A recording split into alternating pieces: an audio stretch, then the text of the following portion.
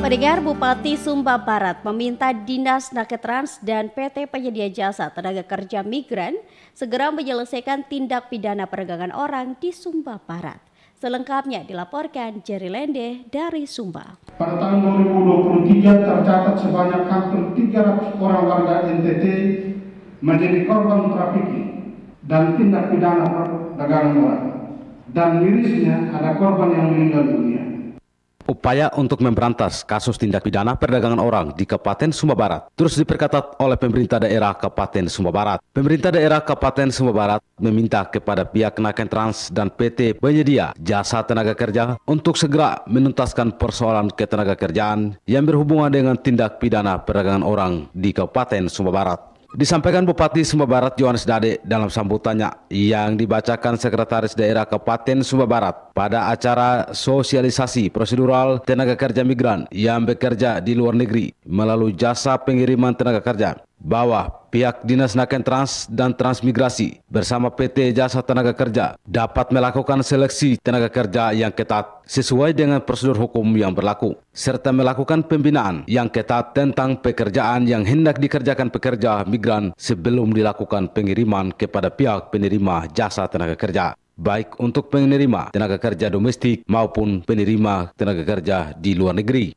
Secara khusus kepada Dinas Transmigrasi dan Tenaga Kerja Kabupaten Sumba Barat, saya minta agar dapat secara sinergis menjalin kerjasama aktif dengan mitra kerja dalam hal ini perusahaan penempatan pekerja migran Indonesia guna peningkatan kualitas perlindungan pekerja migran Indonesia di Kabupaten Sumba Barat, yang dimulai dari tahapan pelaksanaan sebelum bekerja, selama bekerja, hingga tahapan setelah bekerja. Ciptakan penerapan regulasi yang lebih baik serta inovasi dan terobosan dalam tata kelola dan penyelesaian masalah pekerja migran Indonesia. Kepada seluruh camat dan lurah dan kepala desa, saya berpesan agar benar-benar melakukan seleksi selektif terhadap warga saudara yang ingin bekerja di luar negeri.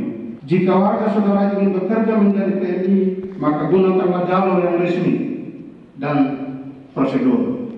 Pemerintah juga menegaskan kepada penyedia jasa tenaga kerja agar memperhatikan standar pengupahan kepada tenaga kerja yang hendak dikirim untuk dipekerjakan di luar negeri. Hal ini dimaksudkan sehingga tidak ada pihak yang dirugikan, terutama pada pihak tenaga kerja, agar hal ini tidak menimbulkan persoalan seperti tindak kekerasan kepada pihak pekerja atau terjadinya kasus tindak pidana perdagangan orang, serta kasus lainnya yang dapat menimbulkan dampak terjadinya korban pada tenaga kerja saat berada di tempat kerja. Bupati Sumba Barat juga menambahkan agar peran kepada semua elemen, baik pemerintah daerah, pemerintah kecamatan, desa dan kelurahan maupun pihak keluarga pekerja, dalam hal ini orang tua pekerja, dapat bersinergi dan bekerja kolaboratif ketika ada warga masyarakat yang dijaring untuk menjadi pekerja migran, sehingga benar-benar semua prosedur sudah dipenuhi sebelum dilaksanakan pengiriman jasa tenaga kerja tersebut. Dari Bumenelu, dari Sumba, Jerry Lende melaporkan.